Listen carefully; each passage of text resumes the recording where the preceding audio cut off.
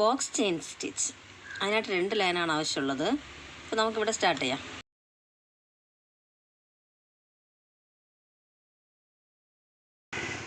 എന്നിട്ടിത് നേരെ താഴെ വരണം.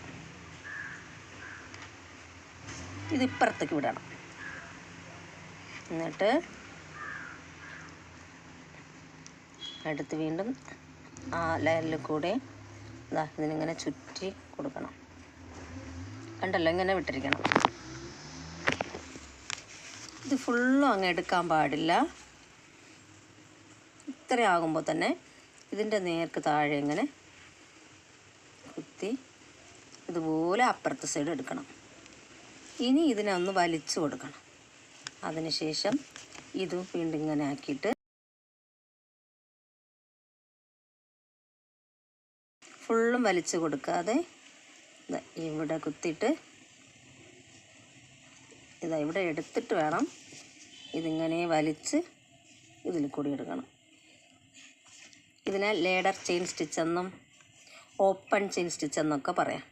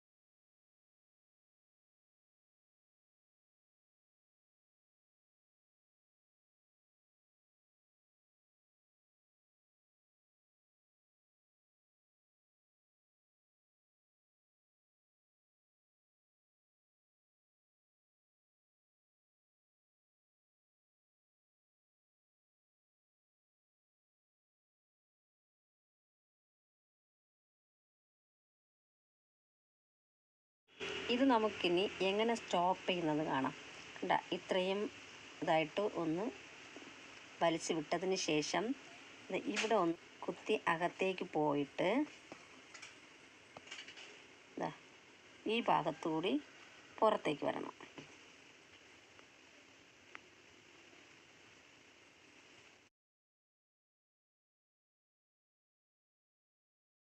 ഇനി ഇവിടെ പുറത്ത് കുത്തിയിട്ട് നമുക്കത് സ്റ്റോപ്പ് ചെയ്യാം. ഈ സ്റ്റിച്ച് ഫില്ലിങ് സ്റ്റിച്ചായിട്ടും ബോർഡർ സ്റ്റിച്ചായിട്ടൊക്കെ നമുക്ക് യൂസ് ചെയ്യാവുന്നതാണ്. ഇതിൻ്റെ ബാക്ക് സൈഡ് കാണാം.